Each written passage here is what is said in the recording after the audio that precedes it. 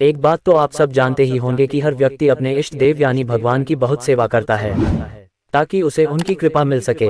लेकिन क्या किसी ने ये सुना है कि भगवान भी अपने भक्तों की सेवा करते हैं जिससे भक्त पर कभी कोई कष्ट न आए? जी हाँ, सुनने में थोड़ा अजीब लगता है, लेकिन भगवान ने अपने भक्त की सेवा करी है, ये बात सच है। भगवान श्री कृष्ण अपने किसी भी भक्त को दुखी नहीं देख सकते, सब पर कृपा करते हैं, इसलिए उन्हें भक्त वत्सल भगवान के नाम से भी जाना जाता है।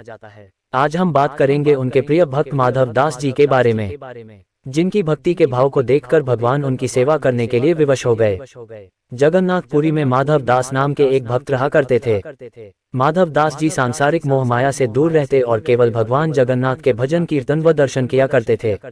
माधव दास जी भगवान जगन्नाथ को अपना मित्र मानते थे और वे हमेशा जगन्नाथ जी से बातें करते, उनके साथ खेलते थे। इस प्रकार माधव दास अपनी भक्ति में सदैव मनमस्त रहते थे। एक बार ऐसा समय आया जब माधव दास जी को अतिसार यानी उल्टी दस्त होने लगे, जिसकी वजह से वह इतने दुर्बल हो गए कि वह खुद से बैठ भी नहीं सकते थे। उनकी इस हालत को देखकर आसपास के लोग उनकी सेवा करने को आते, लेकिन माधव दास उनसे ये कहकर मना कर देते कि मेरे जगन्नाथ जी करेंगे वही होगा, आप कोई कष्ट मत लो, वह मेरी रक्षा स्वयं करेंगे। ऐसा करते करते जब रोग बहुत बढ़ गया तब भगवान से अपने भक्त की हालत देखी नहीं गई और वे स्वयं सेवक बनकर उनके घर पहुंचे और माधव दास से कहने लगे, क्या हम आपकी सेवा कर सकते हैं? क्योंकि माधव दास का रोग इतना बढ़ गया था कि उनको पता भी नहीं चल रहा था कि वे कब मलमूत्र त्याग रहे हैं। अपने भक्त की ये दशा भगवान से देखी नहीं गई और वे स्वयं माधव दास की सेवा करने के लिए आ गए। उन्होंने उनके वस्त्रों को अपने हाथों से साफ किया। उसके पश्चात भगवान ने माधव दास के पूरे शरीर को भी साफ किया। तभी से भगवान नित्य प्रति ये काम करने लगे। कुछ समय बाद जब माधव दास की चेतना वापस आई तो वे तुरंत ही भगवान जगन्नाथ जी को पहचान गए और कहने लगे, हे प्रभु, आप मेरी रक्षा के लिए स्वयं आ गए। माधव दास ने भगवान से पूछा, प्रभु, आप तो त्रिभुवन के स्वामी हो, तो फिर आप मेरी सेवा क्यों कर रहे हो? यदि आप चाहते तो मेरे रोग को एक पल में ही दूर कर सकते थे। भगवान कहते हैं, हे माधव, मुझसे मेरे प्यारे भक्तों का कष्ट देखा नहीं जाता है, इसलिए मैंने यहाँ आकर तुम्हारी सेवा की और जो नियति में लिखा हो उसे भोगना तो अवश्य पड़ता है। इसलिए मैंने तुम्हें ठीक नहीं किया, क्योंकि यदि इस रोग को मैं अभी ठीक कर देता तो तुम्हें ये भोगने के लिए पुनः जन्म लेना पड़ेगा, और मैं ये नहीं चाहता कि मेरे भक्त को एक प्रारब्ध के कारण पुनः जन्म लेना पड़े। लेकिन यदि फिर भी तुम कहते हो तो मैं अपने भक्त के मुख से निकले वचन को मिथ्या नहीं होने दूंगा।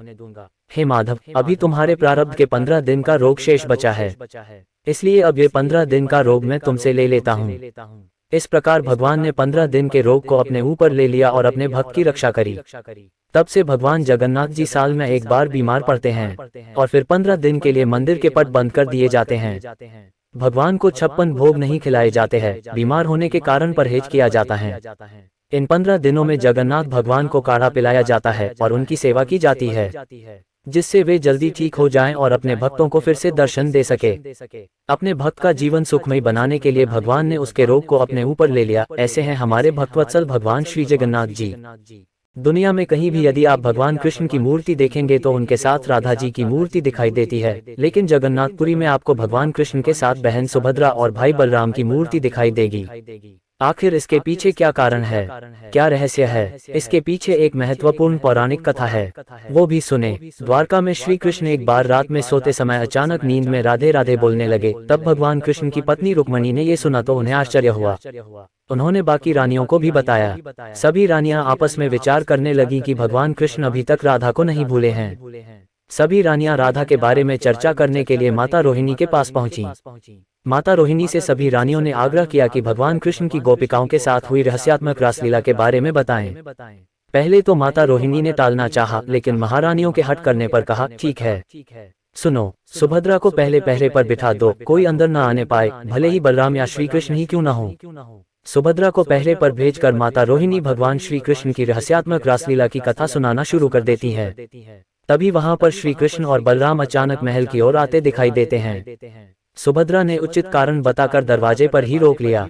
महल के अंदर से श्री कृष्ण और राधा की रासलीला की कथा श्री कृष्ण और बलराम दोनों को सुनाई दे रही थी। उसको सुनने से श्री कृष्ण और बलराम के अंग अंग में अद्भुत प्रेम रस का उद्भव होने लगा। साथ ही सुभद्रा भी भाव विह्वल होने लगी। तीनों की ही ऐसी अवस्था हो गई कि पूरे ध्यान से देखने पर भी किसी के भी हाथ पैर आदि स्पष्ट दिखाई नहीं दे रहे थे। तभी अचानक देवऋषि नारद वहां आ गए। तब तीनों पूर्ण चेतना में वापस लौटे। तो नारद जी ने भगवान कृष्ण से प्रार्थना की, हे भगवान, आप तीनों के जिस महाभाव में लीन मूर्तिस्थ रूप के मैंने दर्शन किए हैं, वह सामान्य जनों के दर्शन हेतु पृथ्वी पर सदैव सुशोभित रहे। महाप्रभु ने तथास्तु कह दिया। कथाओं के अनुसार तभी से भगवान कृष्ण, बलराम और सुभद्रा जी का वही स्वरूप आज भी जगन्नाथपुरी में विराजमान है, जिनको स्वयं भगवान विश्वकर्मा जी ने बनाया था। इसकी भी एक कथा है, जिसको आप अगर सुनना चाहते हैं तो हमें कमेंट करके जरूर बताएं, जिसे हम आप तक पहुंचाने की पूरी कोशिश करेंगे। दोस्तों, ये पौराणिक कथा आपको कैसी लगी हमें कमेंट करके जरूर बताएं, और हमारे चैनल को लाइक करें, सब्सक्राइब करें और नोटिफिकेशन ऑन कर लें, जिससे सबसे पहले वीडियो आपके पास पहुंचे। धन्यवाद।